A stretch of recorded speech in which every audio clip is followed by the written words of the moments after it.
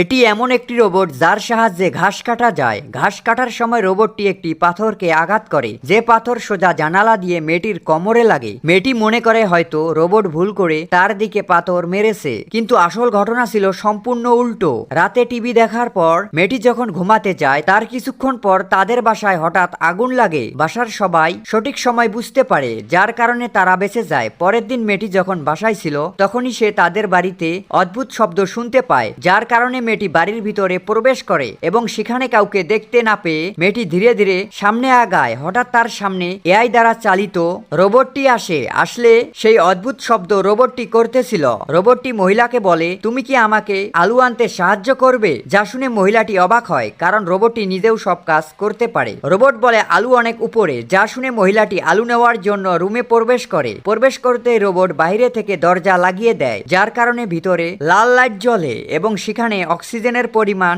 বাড়তে থাকে। এর ফলে মহিলার নিঃশ্বাস নিতে কষ্ট হয় এবং তার গলার শব্দ ভারী হয়, যার কারণে বাইরে থেকে তার শব্দ স্পষ্ট শোনা যায় না। বাইরে থাকা রোবটটি তার কোনো কিছু না করে তার স্বামীকে ফোন করে। শেষ সময় মহিলাটির স্বামী দরজা খোলে এবং তাকে বাঁচায়। মহিলাটি তার স্বামীকে বলে, রোবট আমাকে এই রুমে আটকে দিয়েছিল। মহিলাটির স্বামী তাকে বলে, রোবটটি আমাকে ফোন করেছিল। মহিলাটি রোবটকে দেখে অনেক ভয় পায়। মহিলাটির মনে হয় রোবটটাকে মারতে চায়, কিন্তু মহিলাটির স্বামী তাকে বলে, ভয় পাবার কিছুই নেই, কারণ এটি শুধু একটি রোবট যেটা এআই প্রোগ্রাম দ্বারা চালিত। দুদিন পর মহিলাটি রোবটের সম্পর্কে একটি ভয়ঙ্কর কথা জানতে পারে। তারা এই বাড়িতে নতুন এসেছে, তাই সে বাড়ির মালিককে ফোন করে আর আগের ভাড়াটিয়ার কথা জানতে চায়। মহিলাটি দেখতে পায় রোবটটি গাড়ির পিছনে দাঁড়িয়ে তার কথা শুনতেছিল। হঠাৎ রোবটটি তার জানালার পাশে আসে। মহিলাটি গাড়ি নিয়ে সেখান থেকে চলে যায়। মহিলাটি লাইব্রেরি থেকে এমন কথা জানতে পারে যে তার গা শিউরে ওঠে। আসলে এই বাড়ির আসল মালিক দেখতে রোবটের মতো ছিল, আর 2 বছর আগে তারা